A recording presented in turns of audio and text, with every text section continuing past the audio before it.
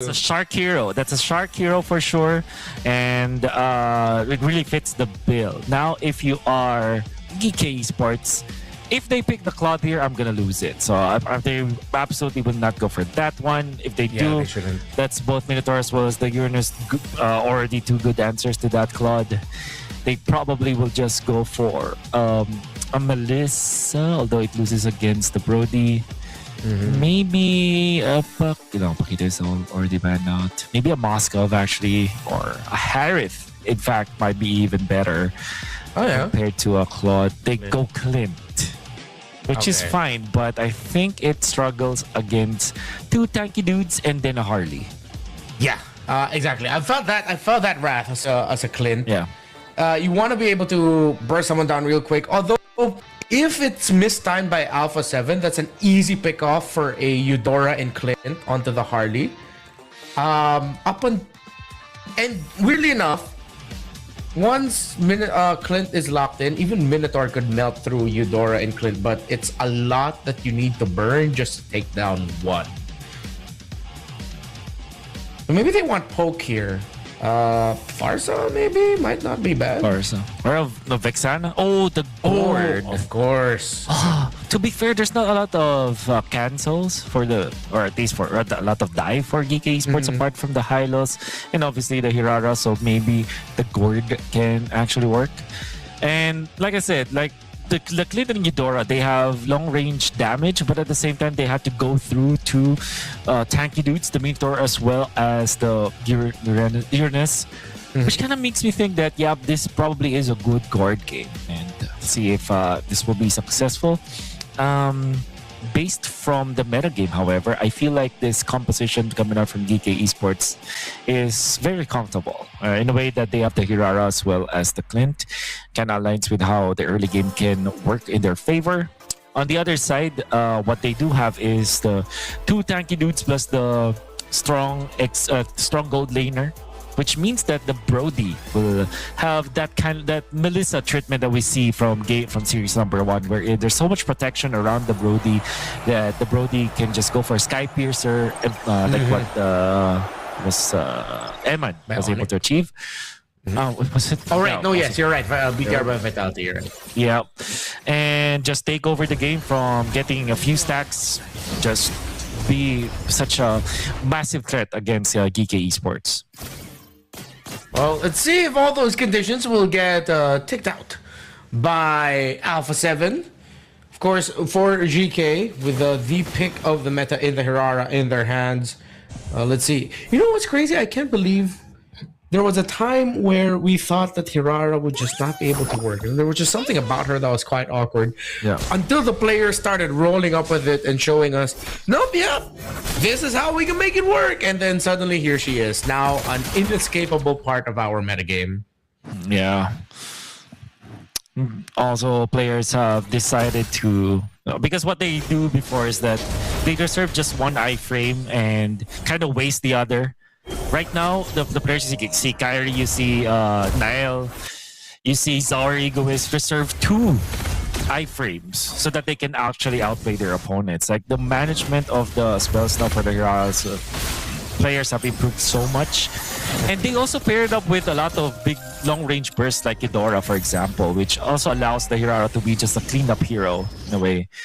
And that's the reason why teams have, players have now understood how Hirara can be played in the metagame.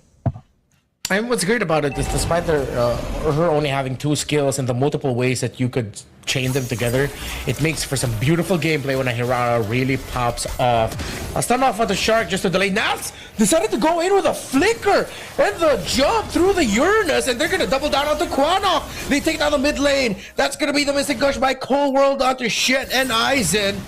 They take out the Eudora. This forces back Senno a little bit, but GK are still in contention for this turtle. Yeah.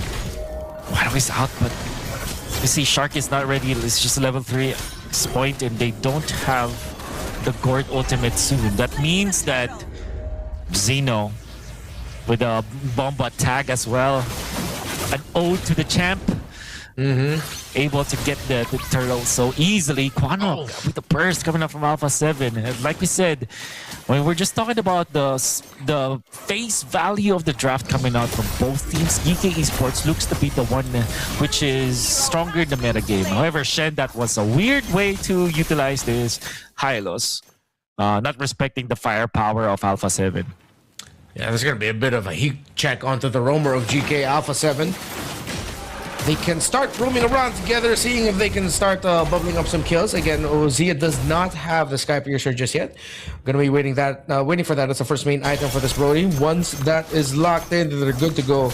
Or most likely second. Let's see the priority here for Zia on this Brody, and when we'll start seeing Alpha7 start dishing out a hit squad of players that should get kills. Meanwhile, in the middle, and Shark gets spotted out. He still gets the knockup and the motivation roar off in time. He'll be able to get away, but Cold World with the Mystic Gush takes a lot, but he backs off. Okay. That's a good skirmish that will, I believe, favor Geekay Esports, interestingly, because of how they are able to help Clint go for the double lane. Which means that there is a little bit of speed onto Yaga this time on the Clint compared to the Brody. Fortunately for Zia, it does have an assist, so that actually amounts to a lot when it comes to this gold lane to gold lane matchup. However, Geekay Esports, as well as Alpha7, I wonder when they will activate their gold laner. I feel like the third turtle might be a good way to gauge who is winning in terms of the gold lane matchup. Alpha7. They're gonna want to get this next turtle, build it through there. Although Nax is getting checked, as expected. The Esmeralda Uranus matchup, Shark and best player hold a very good spot in the bush for a surprise, but you have to be honest at this point, and that's going to be a Mystic Gush onto Shen. Everything thrown into the high loss, and that's no more roamer for GK. They decide to go forward. Shark with the Minoan Fury plus flicker forward will catch Sino Baba. The Hirara is really low, but the iframe uses two of them to stay alive. Gets to avoid the Tour de Part memory and all the other damage dished out by Alpha7, but with the Hirara force back, Alpha will win this turtle. And all of a sudden, Alpha7 have flipped the switch. They have activated their Brody, and that's very important for Alpha7. But I think the real reason why they won that is because of the way that they approach a team fight. They saw a high loss, and their thought process is, okay, let's commit the Mystic Gush and most of our resources just to take out this high loss so that we can eventually move properly around the game. And they were able to take the turtle fight because of that. Cold World with a 4th kill in this game, 5 minutes and 48 seconds in. This board is going to be a treat for Alpha7. So much firepower on the side of Alpha7, and Shark will eat everything, getting tossed out by both the high loss and the Clint. Not enough damage yet in the department for the Cowboy, but they will have to hold as long as they could to make sure that they're not going to lose their tower. Naps already invading the purple side, forces out the Hirara single-handedly as Shen overcommits downside in the bottom. They make sure that they capitalize, and Xenobomba loses the purple. Conceal, entry, stun, the pick-off is perfect by Quanok and GK. They take down the Gord. That's a shutdown. Oh, that was such a good shutdown as well. They not only eliminated a big threat on Alpha7, they also committed 4 of their heroes out there, which means that they will have so much gold when it comes to assists. And also, the way that they coordinated it was so good, actually. Cold World could not even react, not even a flicker attempted there by Cold World, as the operation went so smoothly for Geekay Esports in the middle. And they even forced got a turret down the bottom lane, which kind of means that they will equalize when it comes to the gold. Geekay Esports have taken back this game, and it's now free for all. 2 items now for best player 1. Divine Glaive just locked in for this Harley. Knock up from Shark, plus the poke, plus the burst combo. Shen, can he hold on? Yes, he will. Just enough from the Revitalize to keep himself alive. Nats decide to go forward with the flicker. He's not going to be able to commit that kill onto the high loss, and now this Uranus might get punished. They're not coming on. Fury by Shark lands out to 4, saves Nas. and Alpha7 have been able to recover. Oh. They will regen for a bit. Zeno has to... Oh no! Aizen actually will survive for not long enough, or long enough actually. Gets out of there, but the turtle has been compromised. Alpha7 takes it. Good usage of the deadly magic, and as well as the torn apart memory to make sure that Aizen will not be able to get into position back. He survives, but he's not able to contribute to the team fights anymore. And that's also true for how they poked Zeno out there. The Hirara being very, very low meant that he had to look for a way to regenerate, and unfortunately there wasn't enough time. Alpha7 at 8 minutes and 20 seconds claim a very important momentum swing. We were talking about how both teams will be looking to their gold laners in the third turtle of the game, and Alpha7 are going to be the first one to use it. They built up really well for it. They started seeing that Shen can be melted down real quickly. And anyone else, oh, that's gonna be Shen taking everything again. But he's gonna be able to bring down the glorious pathway. That's a stun coming in from Quanok right onto Cold World. Perfect. But Zia is well protected by these tacky boys. The torn apart memory doesn't take down Quanok, but Nats does. 2 kills for Alpha. And no Skypiercer just yet for Zia. He went towards the route of getting the Malefic Gun and the Heptasies first. He's just about to build Skypiercer. Skypiercer, Zeno picked it up a little bit early in this game, but unfortunately not able to get any stacks at all. The Geekay Esports are... I don't know why Best Player 1 is dealing so much damage, even when they already have an Oracle for Aizen and there's the Radiant Armor, but it seems like they're not well equipped against the magic damage of Alpha7. You can even think that at this stage in the game, they should have prioritized your... Radiant Armors. To be fair, Aizen needs the Oracle, but I feel like there is a world where you skip the Oracle and you go Radiant Armor so that you at least have ways to deal with the magic damage of Alpha7, because right now, this First Lord, I don't think that Geekay Esports can actually last against the immense amount of damage that Best Player 1 as well as Cold World can output. Add to that, there is a Skypiercer already locked in for the Brody. So if there's Harley and Gord in terms of the damage, and then throw a lot of physical and then instant kill damage once you reach a certain threshold to that. So either they take this and they risk all the aura and all the chances, or they just decide to back off as Aizen already eats the deadly magics. It's going to be a quick return for the ultimate of the Harley. They're going to have to go back and play the map a little bit. So this is going to be a much longer dance, as Best Player still has to go up to orange. They will come back down for purple. Meanwhile, GK, sends Zeno to the opposite side of the map to clear up minions, forcing Best Player 1 to respond to that, dragging out the stance a little bit more. This looks a little bit more favorable for GK. They jump onto Cold World immediately. No respect from Alpha7 for the surprise glorious pathway, and engage. They get the combo off too onto Gord, so this makes it a little bit easier for them in the next dance. Yeah, and how about that Revitalize to protect Aizen? Torn apart memory will not be able to finish him off. And now they have found the Brody! They have taken him down with a quick one! And now they have found more! The Falling Starborn onto the Harley. Harley goes down. In exchange for the Esmeralda, they have taken 2 cores down from Alpha7. And Shen, as well as this Clint, they will be pushing in the middle. While the Hirara was taking the Lord, Nats tried to go for a kill of the Quanok, but Quanok has the last laugh. Nats has to back off. In a massive team fight win for Geekay Esports. The Eudora comes in the clutch. Big time plays by Quanok. You can see it slowly building up. The stuns. The quick little stun as well from the high loss to initiate things. The glorious pathway finally coming into effect here, and a little mix of Alpha7 not respecting the sudden burst, engagement, and distance that GK can cover. Now they find themselves defending a Lord push. They are losing a lot of room in the map. But in terms of the gold, they still have the damage and resources with them. And this clearly is gonna be scary because not only does it hit hard against heroes, it also can push fast. Matt shows himself. Look at that Shen, glorious pathway to just zone out the members of Alpha7, not even used for any team fight, just stands there staring at the members of Alpha7, just claiming that territory. It was like he was just shrugging at them. It's like, what now, boy? What you gonna do now with this glorious pathway, huh?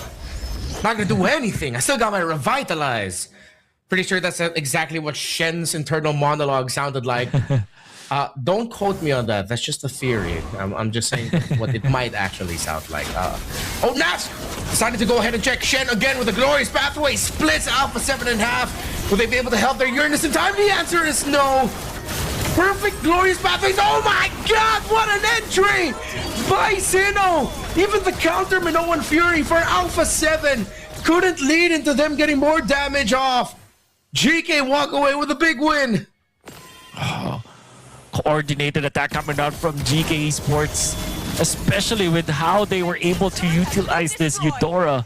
And of course the glorious pathway. It seems like Alpha7 are just like deer in the headlights whenever Geekay Esports initiates, because of how quick it was and how coordinated they were. It's like there's little to no reaction that you can do. Even Nats melts in front of the members of Geekay Esports. A lot of resources being forced out for Alpha7. That's why Geekay Esports are able to push afterwards. Really, really good stuff that we're seeing from this team.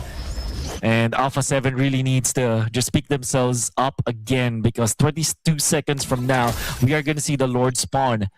And Alpha7 needs to take care of Cold World, number one. And number two, they also have to allow Zia to just stack up and pop the torn apart memory that will be threatening for Geekay Esports.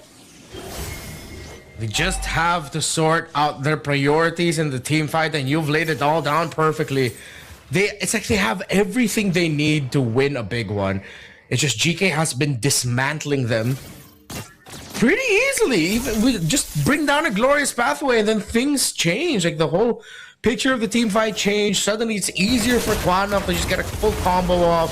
Aizen to come in as well with a falling star moon, and then that opens up so much space for Yaga on that Clint to deal damage. Where does it start for Alpha7 in this lore dance? Well, first of all, the bottom lane they have to take care of, because the slow push from Geekay Esports is gonna be a problem for them. And second is the mid lane. We'll see. Glorious pathway brought out. That might have been early, and maybe that was the play. Force it out as soon as they could, so that they can find an opening, even just a little one. But as you pointed out, the minion waves in the side lanes do not favor Alpha7. If they lose this team fight, it could be bad. Nafs providing all the vision. They know how low the Lord is. GK will retract. Will go back. Best player was still getting his orange buff. Holding left bush mid is Shark. Nice slow dance closer to Alpha7's tempo. Knockups, two on them, both on best player and Zia. They're not going to be able to capitalize on it. Shark goes through the Minoan Fury. Aizen and Shen have gone all the way to the back. Even Kwanok went in with a flicker in the combo because Shark decided to initiate forward. Zia and Cold World were left open for GK. Just gonna say it, Kwanok on this Eudora is unreal. The angles that he's looking for and the way that he times it makes it so that he is uncontested. There was no damage dealt to Kwanok, whereas Alpha7 are caught with their tail tucked in between their legs. They're trying to run away. Good deadly magic. Immortality gonna be popped. No revitalize or even a Winter Crown. Best player finally finds an opening up against Xeno. Very long time have they not been able to get a team fight win. And an important one of that as well, Geekay Esports losing their jungler in this push means that there's a lot of damage that has been lost from their part. So Alpha7 might feel a little bit more confident running towards the direction of Geekay Esports on this defense. Bloodwing is built there for the Eudora. You're right, Kwanok has been... We've seen sneaky Barris. This is a really sneaky Eudora, flickering and comboing out of nowhere right into the face of the core members of Alpha7. He is really good with it. He keeps tossing it towards Nath as well, poking this Uranus down. You usually think that Uranus doesn't care about that burst, but Kwanok is making Nath care. But all the damage he gets to toss out onto him. Shen brought down really low. They might be able to get something out of this. GK are ready to respond. Alpha7 toss out the Mystic Gush. They're not going to be able to get a good target out to anyone. Aizen with a falling star moon. And Quanok again gets a massive combo to bounce off, stopping Alpha7's momentum in that fight. Glorious pathway into the falling star moon, into the good targeting coming out from Quanok. That allowed Geekay Esports to force an immortality, and of course for some big ultimates out there, which means that they will be able to push the bottom lane because there's not much that Alpha7 can throw at them.